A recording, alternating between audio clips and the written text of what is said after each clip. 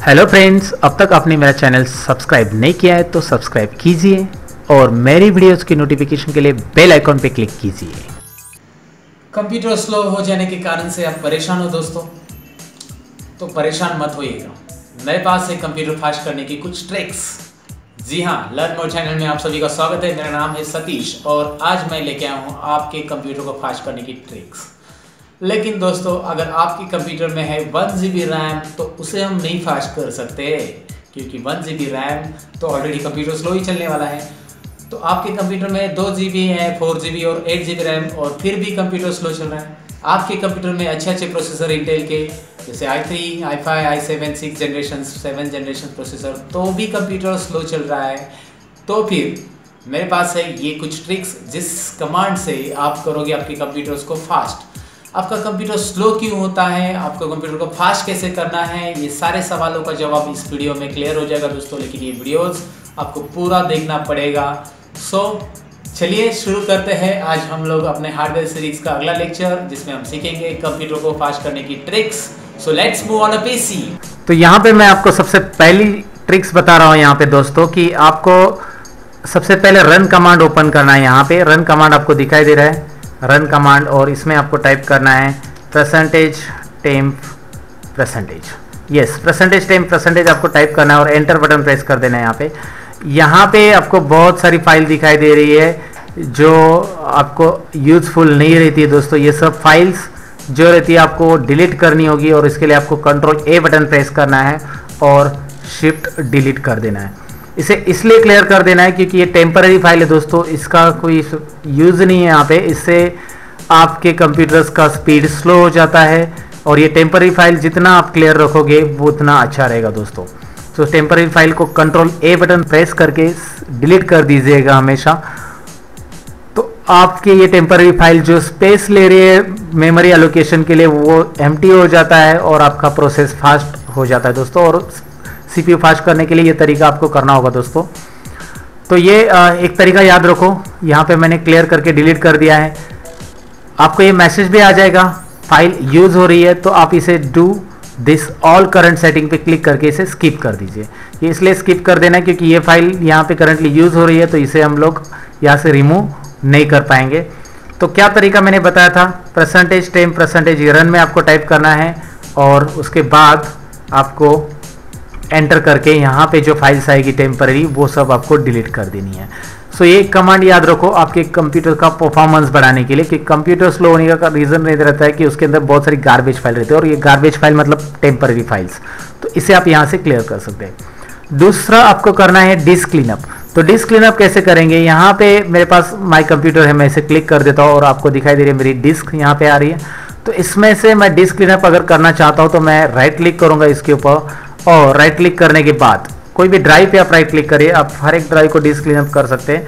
यहाँ पे आपको ऑप्शन दिखाई दे रहा है प्रॉपर्टीज में यहाँ पे डिस्क क्लीनअप दिखाई दे रहा है, इसको मैं रन करूंगा डिस्क क्लीनअप ऑप्शन से। सो ये अनवांटेड फाइल्स डिलीट कर देता है डिस्क क्लीनअप। यहाँ पे मैं वही कर रहा हूँ, जो अनवांटेड फाइल्स है ये डिस्क क्लीनअप की मदद से मैं यहाँ पे क्लीन कर रहा हूँ और इससे आपके हार्ड डिस्क का परफॉर्मेंस इंक्रीज हो जाएगा दोस्तों। तो उसके लिए आपको डिस्क क्लीनअप पे क्लिक करना होगा और ये फाइल्स रिमूव करनी होगी। इस तरह से रिमूव होगा। रिमूव होते समय आपको रिसाइकल बिन वगैरह सब पूछा जाएगा, ये आप टिक करिए और यहाँ पे ओके बटन क्लिक कर दीजिए, आपका रिसाइकल बिन भी एम्प्टी हो जाएगा। पूरे के पूरे फाइल्स यहाँ पे जितनी है जो रिक्वायर्ड नहीं है टेम्पररी फाइल्स, इसमें टेम्पररी फाइल्स भी क्लियर हो जाती है। वैसे भी मैंने टेम्पररी फाइल्स ऑलरेडी क्लीन कर दी है, डिस्क क्लीनअप की मदद से भी आप करेंगे तो भी चलेगा और डायरेक्टली आप टेम्पररी फाइल्स रन करेंगे तो भी चलेगा। तो यहाँ पे इसके वजह से अभी मेरा कंप्यूटर का स्पीड बढ़ने वाला है, क्योंकि मैंने पहली यूटिलिटी रन की थी टेम्पररी फाइल्स को डिलीट करना, दूसरी यूटिलिटी रन की डिस्क क्लीनअप की। ये सिस्टम की यूटिलिटी है और हर एक कंप्यूटर के अंदर ये यूटिलिटीज़ रहती है और इसकी मदद से आप आपके कंप्यूटर को फास्ट कर सकते हैं।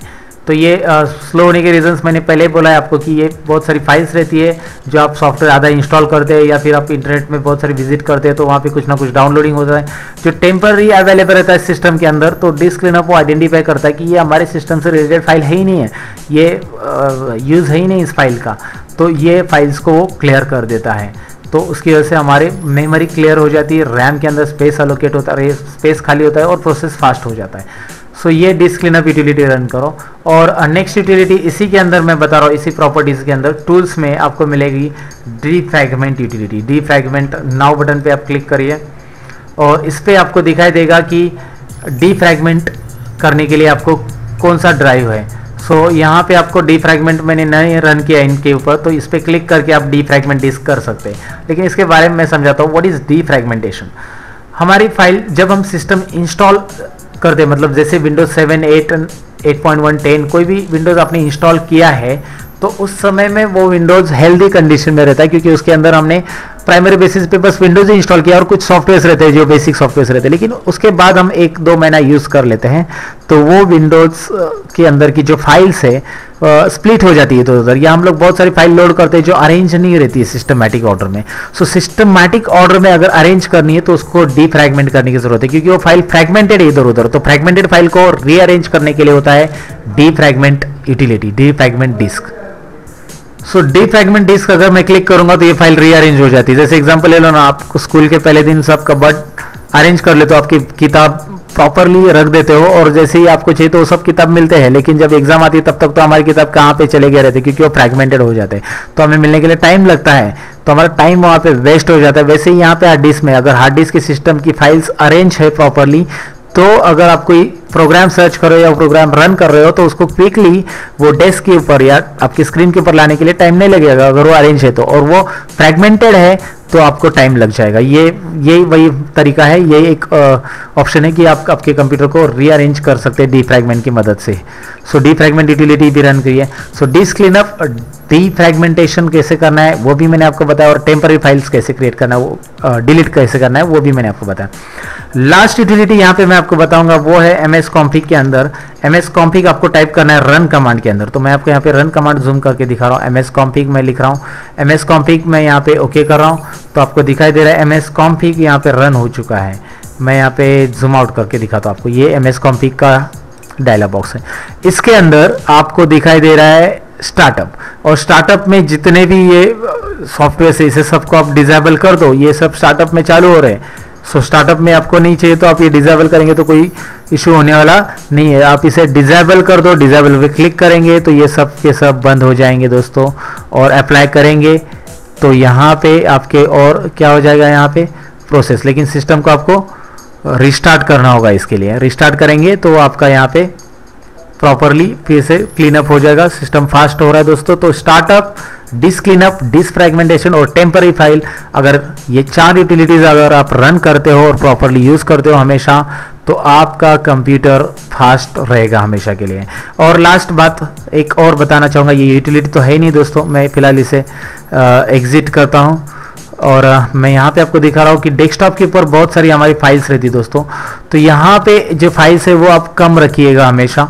यहाँ पे ज़्यादातर वीडियो फाइल और ऑडियो फाइल्स मत रखिए, क्योंकि ज़्यादा एमबी की फाइल्स रहती है। तो ज़्यादा एमबी की फाइल अगर आप यहाँ पे रखते हो तो ऑटोमेटिकली प्रोसेस थोड़ा सा स्लो होते रहेगा। तो आप यहाँ पे इमेजेस रखोगे इट इज़ ओके, बट आप ज़्यादा एमबी की फाइल्स यहाँ पे मत रखिए, इमेजेस भी आप कम रखिए। तो ज़्यादातर फाइल आप डी ड्राइव में या आपका जो भी लोकल डिस्क जहाँ पे आप स्टोर करते हैं वहाँ पे रखिए। यहाँ पे कम से कम फाइल रखिए, जो कम एमबी की रहेगी ऐसी फाइल्स यहाँ पे आप रख दीजिए, तो इससे भी आपका परफॉर्मेंस बढ़ने वाला है। सो दोस्तों ये था पूरा डिटेल्स कि किस तरह से अपने कंप्यूटर को हम लोग फास्ट करते हैं। ये अपने कंप्यूटर्स पे आप रन करिए, इसके लिए कोई हार्डवेयर की ज़रूरत नहीं है, आपको कोई टूल्स की ज़रूरत नहीं है, बस आप घर पे बैठे बैठे इसे रन कर सकते हैं। और मैं मिलूंगा आपको कुछ और टेक्निकल और कुछ हार्डवेयर लेक्चर के साथ, तब तक के लिए मैं लेता हूँ आपसे अलविदा दोस्तों। चलो बाय बाय।